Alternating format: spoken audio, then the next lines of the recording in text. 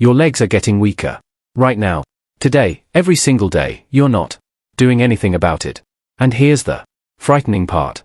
By the time most people notice, they've already lost years of strength. It shows up as a stumble on the stairs, a wobble getting out of the car, or that moment when standing up from a chair suddenly requires using your arms for help. But what if I told you there are just two exercises, two simple movements you can do at home that can stop this decline and even reverse it? No gym membership, no expensive equipment, just your body, a chair, and about 10 minutes. These aren't the exercises most people talk about, but the science behind them is undeniable. And by the end of this video, you'll understand exactly why your legs have been getting weaker and what you can do about it starting today. Before we dive in, if you haven't subscribed yet, please hit that button and turn on notifications so you never miss health information designed specifically for you. And here's how you can help me create better content. If you find this video valuable, type the number 7 in the comments. If something's missing or unclear, type 0 and let me know what you'd like to see more of. The first exercise activates what scientists call your second heart. Yes, you heard that right. You have a second heart in your body, and most people over 60 have never activated it properly. The second exercise builds the exact strength pattern you use dozens of times every single day. Getting out of bed, standing up from the toilet, rising from a chair. These movements seem simple until you can't do them anymore. And then everything changes. Exercise 1, calf raises. Let's start with the first exercise, the calf raise. Now, I know what you might be thinking. Calf raises? Really? That seems almost too simple. But stay with me, because what happens when you perform this movement correctly goes far beyond just strengthening your lower legs. Your calf muscles located at the back of your lower legs are often called the body's second heart. This isn't just a catchy phrase. It's based on real physiology. Every time your calf muscles contract, they squeeze the veins in your lower legs. This squeezing action pushes blood upward against gravity back toward your heart. Without strong, active calf muscles, blood can pull in your lower legs. This leads to swelling, varicose veins, fatigue, and in serious cases, dangerous blood clots. A fascinating study published in the Journal of Applied Physiology examined what happened to older adults who performed regular calf exercises over 12 weeks. The results were remarkable. Not only did participants build stronger calf muscles, but they also showed significant improvements in circulation throughout their entire lower body. Their blood pressure improved. They reported less leg swelling and fatigue. And surprisingly, they also showed better balance and walking speed. Why? Because strong calves give you the power to push off the ground with each step. That push-off is what propels you forward efficiently and helps you catch yourself if you start to fall. Here's how to perform a proper calf raise. Stand with your feet about shoulder width apart. You can place your hands on the back of a sturdy chair or against a wall for light support. This isn't about balancing on one foot yet. It's about control and proper muscle activation. Before you begin, take a moment to feel your posture. Stand tall. Pull your shoulders slightly back. Engage your core gently as if someone might tap you lightly on the stomach. Now slowly raise your heels off the ground. You're rising up onto the balls of your feet. As you lift, exhale slowly through your mouth. Take about 2 seconds to reach the top position. At the very top, pause. Hold for a full 2 seconds. You should feel a strong contraction, a squeeze in your calf muscles. Don't just go through the motion. Really feel those muscles working. Then, and this is crucial, lower your heels back down slowly. Take another 2 to 3 seconds for the descent. As you lower, inhale through your nose. This controlled lowering is called the eccentric phase, and it's actually where much of the muscle building happens. Many people rush this part, but that's a mistake. The slow descent is just as important as the lift. Start with 3 sets of 10 to 12 repetitions. Rest for 30 to 60 seconds between sets. Do this 3 times per week, and you can do it while waiting for your coffee to brew or during commercial breaks while watching television. As you get stronger over the next few weeks, you can increase the difficulty in several ways. Try holding the top position for 3 or 4 seconds. instead of 2. Or perform the exercise on one leg at a time using the chair for balance. Or hold light weights in your hands. Even soup cans or water bottles work perfectly. Common mistakes to watch for: moving too quickly, especially on the way down. This reduces the effectiveness and can strain your Achilles tendon. Not lifting high enough. You want to get as high on the balls of your feet as you can while maintaining control and leaning too far forward or backward. Keep your body upright and let your calves do all the work. Within just 2 to 3 weeks of consistent practice, you'll notice differences. Your legs will feel less heavy by the end of the day.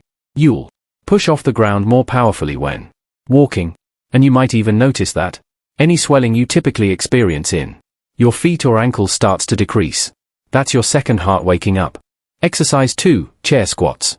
The second exercise is the chair squat, and this is where we build serious functional strength. The kind of strength that determines whether you can live independently for the next 20, 30, or even 40 years. This exercise targets your quadriceps, the large muscles on the front of your thighs, your glutes, and your core. These are the exact muscles you use every single time you stand up or sit down. Think about how many times you do that movement every day. Getting out of bed, sitting down for meals, using the bathroom, getting in and out of a car. Studies suggest the average person stands up and sits down between 40 to 60 times per day. Now, imagine if each one of those movements became difficult. Imagine needing to use your arms to push yourself up every single time. That's when independence starts slipping away. But it doesn't have to be that way. Research published in the Journal of Strength and Conditioning Research followed adults over age 65 who performed squat variations twice weekly for 16 weeks. The results were transformative.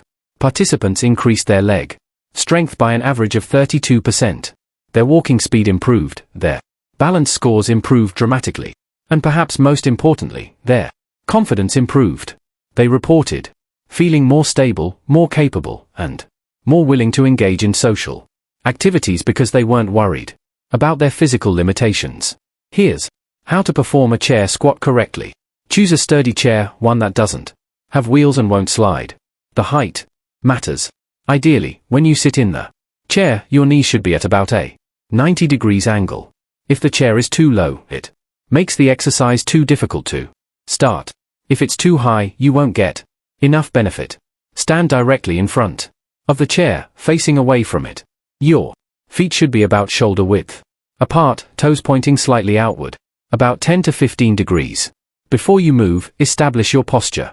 Chest up, shoulders back, core gently engaged. Keep your gaze forward, not down at the chair. Now begin the movement by pushing your hips back as if you're reaching for the chair behind you. As your hips move back, your knees will naturally bend. Keep your knees tracking in the same direction as your toes. Don't let them collapse inward. Your weight should stay balanced through your heels and midfoot, not up on your toes. As you lower yourself, inhale deeply through your nose. Lower yourself slowly and with control until you lightly touch the chair. And I mean lightly. This isn't about plopping down. You're just making contact. The moment you feel the chair, pause for just a second. Then exhale through your mouth and stand back up. Drive through your heels. Squeeze your glutes at the top. The entire movement from standing to touching the chair and back to standing should take about 4 to 6 seconds. Start with 3 sets of 8 to 10 repetitions. As you build strength over the coming weeks, you can make this more challenging. Lower yourself more slowly, taking 5 or 6 seconds on the descent. Pause for 2 or 3 seconds when you touch the chair before standing back up. Or gradually use a lower chair, which increases the range of motion and difficulty. Eventually, you might not need to actually sit down at all. You'll squat down until your thighs are parallel to the ground and then stand back up. That's the ultimate goal, but there's no rush. Progress at your own pace. Common mistakes to avoid: letting your knees shoot forward past your toes. This puts excessive strain on your knee joints. The movement should be dominated by your hips moving back, not your knees moving forward. Rounding your back. Keep your spine neutral and your chest lifted throughout the entire movement. And rushing through the repetitions Remember, this is about control and muscle activation, not speed. What you'll notice within 3 to 4 weeks is remarkable. Standing up from chairs becomes effortless. Getting out of your car feels smoother. Climbing stairs requires less effort. You're not just building muscle. You're building functional real-world strength that translates directly into daily independence. So, here's your action plan. 3 times per week, set aside just 10 minutes.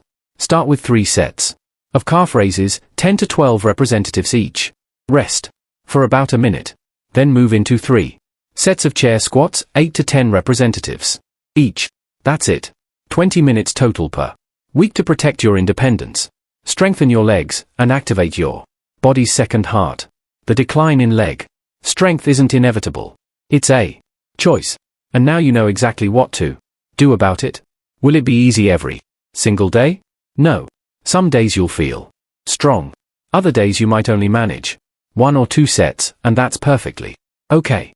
What matters is consistency over time. In 3 months, you'll look back and be amazed at how much stronger you feel. If you found this valuable, please type 7 in the comments. Share this video with someone who needs to hear it. And remember, the best time to start was 10 years ago. The second best time is right now, today. Your future self will thank you for every single repetition you do today. Stay strong, stay mobile, and I'll see you in the next video.